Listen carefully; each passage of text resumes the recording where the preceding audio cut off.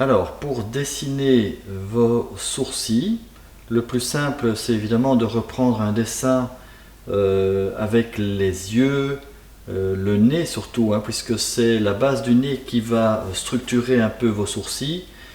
Ce qu'il faut savoir, c'est que les sourcils, c'est certainement un des éléments les plus fluctuants dans un visage sur une icône. Donc il peut y avoir une grande variation de hauteur des sourcils. C'est un des éléments les plus mobiles. C'est la raison pour laquelle je ne cherche pas tellement à le structurer par rapport au nez et aux yeux, parce qu'il peut y avoir de grandes différences. En tout cas, les sourcils s'inscrivent dans la continuité du travail de l'œil. Vous pouvez considérer d'une certaine façon que votre pupille, c'est un peu comme une pierre que vous jetez dans l'eau et qui forme des cercles concentriques. Il est évident que le sourcil s'inscrit dans ce schéma, dans ces cercles. Donc vous pouvez, si vous voulez, commencer en reprenant votre pupille comme centre. Vous pouvez commencer par simplement dessiner un cercle, une courbe qui respecte, si vous voulez, le fait que ce soit la pupille qui en soit le centre. Alors, pour faire des sourcils, il me semble que la méthode la plus sûre, c'est de commencer par faire un trait qui est assez épais, qui reprend donc cette courbe. Alors, vous pouvez observer, il peut y avoir des variations, mais donc en le faisant de façon assez épaisse, en écrasant votre pinceau. Et quand vous avez laissé sécher ce premier trait épais, vous verrez qu'à l'intérieur, il n'y a plus qu'à dessiner 2 lignes et vous aurez très rapidement fait vos sourcils. Alors vous pouvez prendre un pinceau un peu plus fin et éventuellement de l'ocre rouge ici. Et donc vous allez faire juste 2 traits à l'intérieur de cette surface qui a été faite en une fois avec un gros pinceau. Alors le premier trait est légèrement plus épais que le second. Il suit évidemment la forme de votre premier trait épais. Il s'affine au bout, comme ceci, et éventuellement au départ, vous devez observer, éventuellement il part un peu plus droit. Et le deuxième trait, alors essayez de bien rester à l'intérieur de votre forme. Même ces 2 traits que vous faites ne se font pas sur le bord de cette forme, mais sont vraiment à l'intérieur. C'est très important, notamment après, quand on va éclairer le visage, de laisser un espace entre le sourcil et le premier trait d'éclairage et ne pas les joindre l'un à l'autre. Donc le deuxième trait accompagne le premier, mais de façon un peu plus légère.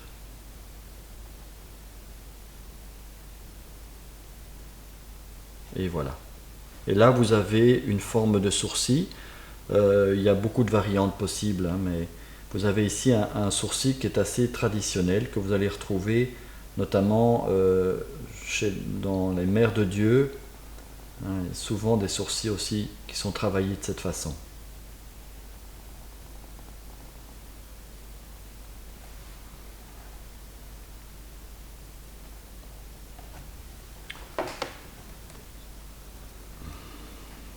Alors pour la moustache, l'idée c'est d'inscrire de toute façon la moustache et la base de la barbe, nous verrons ça après, dans un cercle dans lequel se trouve la bouche. Et la moustache, peut être fait en 3 poils, en 3 lignes si vous voulez. Et vous commencez par faire celle du milieu, et puis l'extérieur, et puis celle qui est intérieure. Alors, il y a une légère variation de forme. Vous voyez que je passe un peu d'un côté à l'autre. Ce qui est très important, c'est d'apprendre à dessiner une moustache qui soit quand même suffisamment symétrique. C'est une des difficultés de la moustache. Vous pouvez également faire les 2 petits traits qui sont ici à l'intérieur du creux qu'il y a entre le nez et la bouche, et également 2 petits poils qui se trouvent juste en dessous de la lèvre inférieure. Et donc, quand je dessine ma moustache, je corrige en même temps par rapport aux traits de construction que j'ai pu faire. Ils ne sont là que pour m'aider, mais ils ne me contraignent pas. Voilà, 3 d'un côté et 3 de l'autre. Toujours avec ces petits effets d'écraser votre pinceau au moment où vous êtes au centre de votre trait. Ensuite, vous avez les 2 petits poils qui sont ici au centre et également les 2 qui sont juste en dessous de votre lèvre inférieure.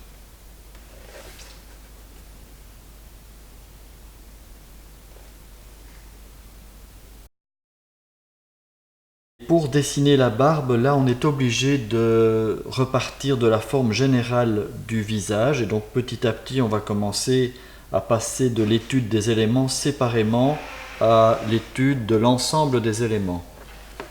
Donc la première chose que nous allons faire, c'est dessiner la forme générale de l'intérieur d'un visage et c'est une forme qui ressemble un peu à un œuf. Sauf que cet œuf est mis sur sa tête. C'est-à-dire, vous savez, dans un œuf, il y a une partie qui est plus fine et une partie qui est plus arrondie. Eh bien, la forme générale d'un visage s'inscrit dans un œuf, mais dont la partie la plus étroite se trouve sur la base, c'est-à-dire vers le bas. Vous avez évidemment besoin de toute façon de dessiner l'axe du visage,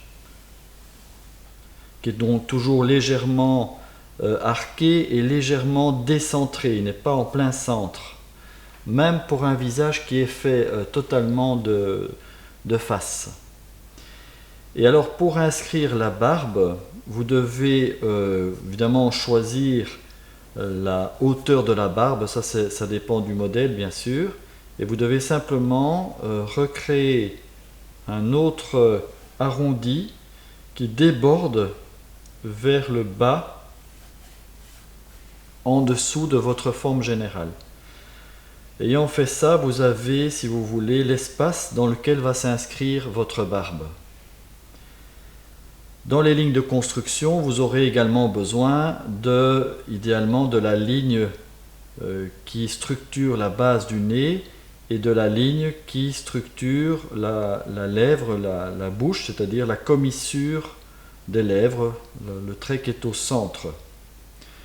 Une fois que vous aurez fait ces 2 traits de construction, vous pouvez alors, ça c'est très important pour la barbe, faire un cercle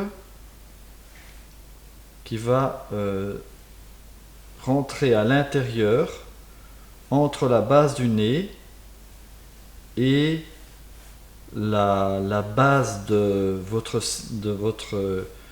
ajout supplémentaire que vous avez fait en dessous, mais donc comme c'est un cercle, il vient à l'intérieur. Donc voilà, là vous avez les principaux traits de construction pour une barbe.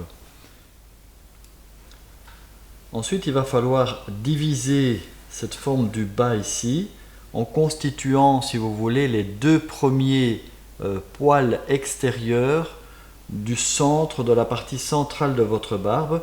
Et là, évidemment, vous devez regarder également votre modèle pour voir comment il se structure.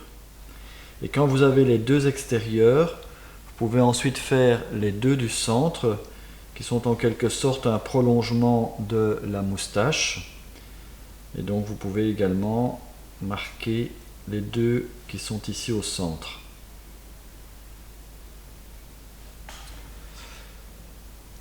Ensuite, vous devez diviser la partie restante, celle qui se trouve entre le centre de la barbe et le dessus, au-dessus des oreilles, puisque la barbe passe devant les oreilles. Vous devez le diviser en 3 parties.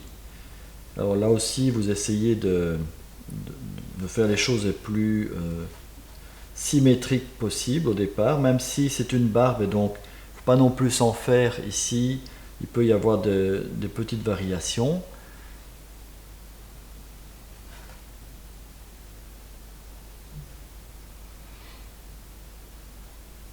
Voilà. Et une fois que vous avez ça, normalement, vous pouvez encore préciser peut-être ici, vous pouvez en rajouter un parce qu'il y a un espace qui est un peu large. Mais une fois que vous avez ça, il vous suffit après de trouver un rythme pour dessiner chacun des poils de votre barbe.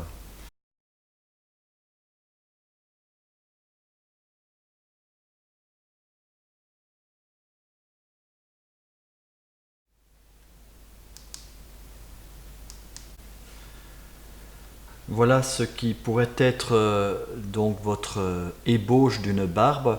Alors évidemment ici pour les besoins de la vidéo, j'ai fait directement à l'ocre rouge ce que normalement vous devriez faire avec de l'ocre jaune et alors seulement progressivement passer à l'ocre rouge qui vous permettrait de corriger encore votre dessin.